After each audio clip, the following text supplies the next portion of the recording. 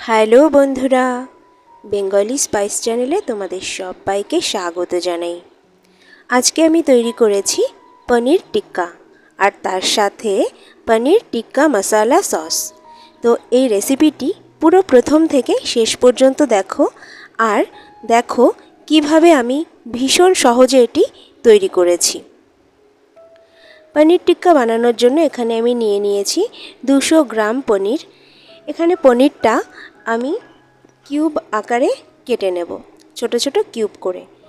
পনির টিক্কা বানানোর জন্য ভীষণ সফট পনির না নিয়ে একটু শক্ত পনির নেওয়া ভালো, তাতে টিক্কাটা কাঠি থেকে ছেড়ে যাবে না।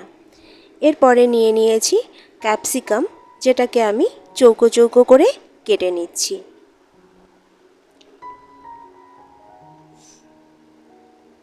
ক্যাপসিকাম কাটা হয়ে গেছে। এবার আমি এই যে বেল পেপারটা আছে, ইয়েলো বেল পেপার, এটাকে কেটে নেব।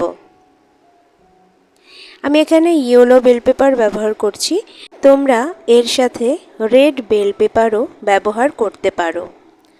আবার শুধুমাত্র ক্যাপসিকামও ব্যবহার করতে পারো, আবার শুধুমাত্র যে কোনো একটা বেল পেপারও ব্যবহার করতে পারো। তবে বেল পেপার যত ব্যবহার করবে টিক্কাটা দেখতে তত কালারফুল হবে। এখানে ইয়েলো বেল পেপারটাকেও আমি চৌকো চৌকো করে কেটে নিচ্ছি।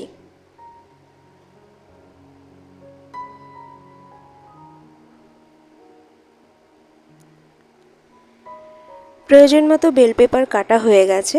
এবার এখানে আমি একটা পেঁয়াজকে ছুরির সাহায্যে 4টে টুকরো করে নিলাম। এবার পেঁয়াজের সামনের অংশ আর পেছনের অংশ একটু একটু করে বাদ দিয়ে মাঝখানে যে চৌকো পেঁয়াজটা পেলাম সেগুলো আমি একটা একটা করে ছাড়িয়ে নিচ্ছি।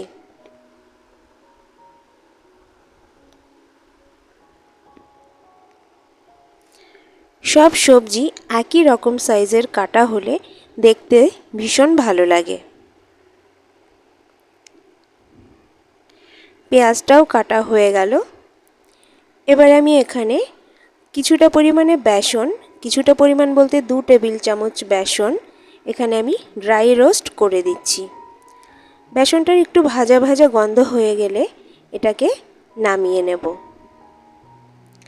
এবার একটা পাত্রে আমি ওই বেসনটা ঢেলে নিচ্ছি। এখন আমি তৈরি করব পনির টিকিয়া মশালা। তো ওই টিকিয়া মশালার জন্য আমি এখানে 2 টেবিল চামচ বেসন আর এখানে ছোট 1 চামচ আদা রসুন বাটা নিয়ে নিয়েছি। এবার এখানে নিয়ে নিয়েছি অল্প পরিমাণে জোয়ান, যেটা হাতে ক্রাশ করে আমি দিয়ে দিচ্ছি। এই জোয়ানে খুব ভালো গন্ধ হবে। কালারের জন্য দিয়ে দিচ্ছি সামান্য হলুদ। ঝালের জন্য এখানে আমি লাল লঙ্কা গুঁড়ো ব্যবহার করছি। তোমরা কিন্তু কালারের জন্য কাশ্মীরি লঙ্কা গুঁড়ো ব্যবহার করতে পারো। এবার দিয়ে দিচ্ছি জিরে গুঁড়ো। আর এবার নিয়েছি বাড়িতে তৈরি কসুরি মেথি, হাতে সামান্য একটু ক্রাশ করে নিয়ে দিয়ে দিচ্ছি। এবার সমস্ত শুকনো মশলাগুলো আমি একটু মিশিয়ে নেব চামচের সাহায্যে।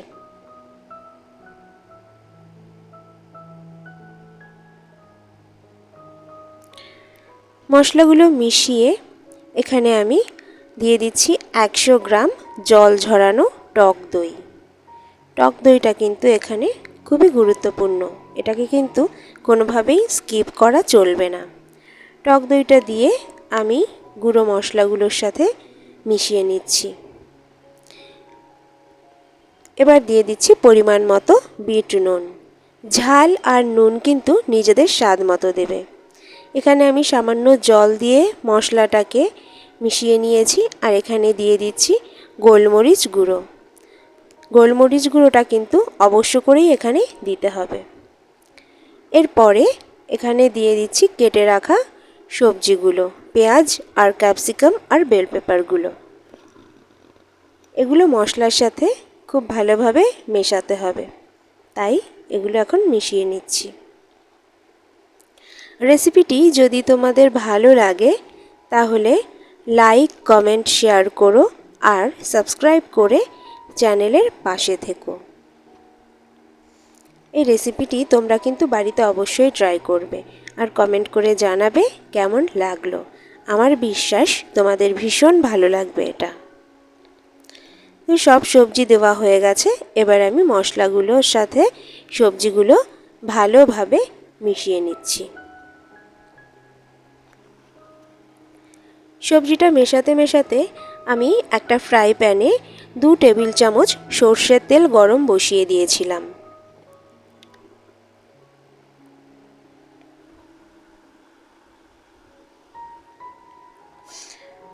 সবজি মেশানোর পর এবার আমি এতে ওই যে 2 টেবিল চামচ সর্ষের তেল গরম করেছিলাম, ভীষণ গরম সর্ষের তেল আমি ঢেলে দিলাম। ঢেলে দিয়ে আমি মশলার সাথে মিশিয়ে দিলাম। এবার পনিরটাও আমি দিয়ে দিলাম। চামচের সাহায্যে খুব হালকাভাবে পনিরের সাথে মশলা আর সবজি আমি মিশিয়ে নিচ্ছি। তোমরা চাইলে হাত দিয়েও করতে পারো এটা। প্রায় 15 মিনিট রেস্টে রেখে আমি এবার এই কাঠিতে পনির আর ক্যাপসিকাম, বেল পেপার, পেঁয়াজ এগুলো সেট করে নেব। প্রথমে দিয়ে দিচ্ছি একটা ক্যাপসিকাম, তারপরে দিচ্ছি এক টুকরো পেঁয়াজ, এবার দিয়ে দিচ্ছি একটা ইয়েলো বেল পেপার, এবার দিচ্ছি একটা পনিরের কিউব, এবার আবার দেব একটা ক্যাপসিকাম,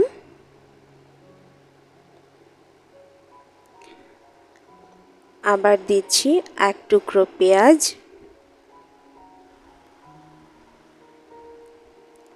এক টুকরো ইয়েলো বেল পেপার, একটা পনিরের কিউব। এভাবে পরপর পনির, পেঁয়াজ, ক্যাপসিকাম, বেল পেপার সাজিয়ে আমাদের এই স্টিকটাতে গেঁথে নিতে হবে।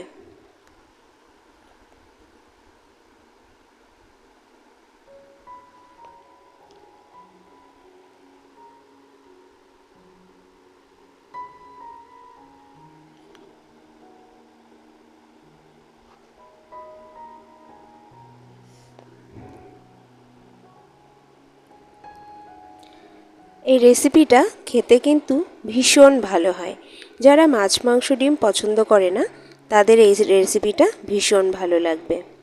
স্টিকে সব কিছু গেঁথে দেখো এই স্টিকটা আমার তৈরি হয়ে গেল। এবার বাকিগুলোও আমি রেডি করে নেব। সব স্টিকগুলো রেডি হয়ে গেছে। এবার এগুলোকে আমি ফ্রাই প্যানে একটু ফ্রাই করে নেব। তোমরা কিন্তু গ্যাসের ওপরে সেঁকেও নিতে পারো অথবা মাইক্রোওভেনেও করে নিতে পারো।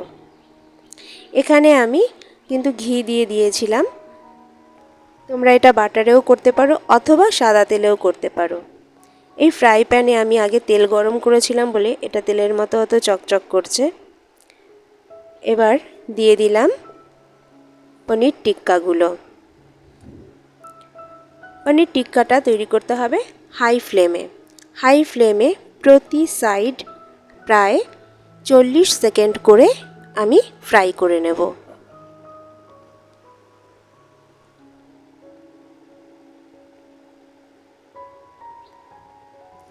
চল্লিশ সেকেন্ড পর পর আমি একটা সাইড এভাবে ঘুরিয়ে নেব।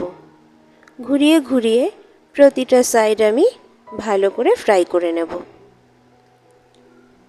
এটা কিন্তু ফ্রাই করার পরও বাইরেটা এরকম ক্রাঞ্চি হবে আর ভেতরটা ভীষণই সফট আর জুসি থাকবে। আর এই যে ক্যাপসিকাম, পেঁয়াজ, বেল পেপার এগুলোও কিন্তু থাকবে একদম ক্রাঞ্চি।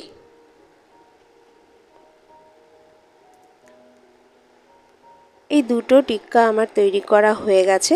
এবার বাকিগুলোও আমি একটু ফ্রাই করে নেব। তাহলে বন্ধুরা দেখা হবে পরের ভিডিওতে। ভিডিওটি কেমন লাগলো অবশ্যই জানিও।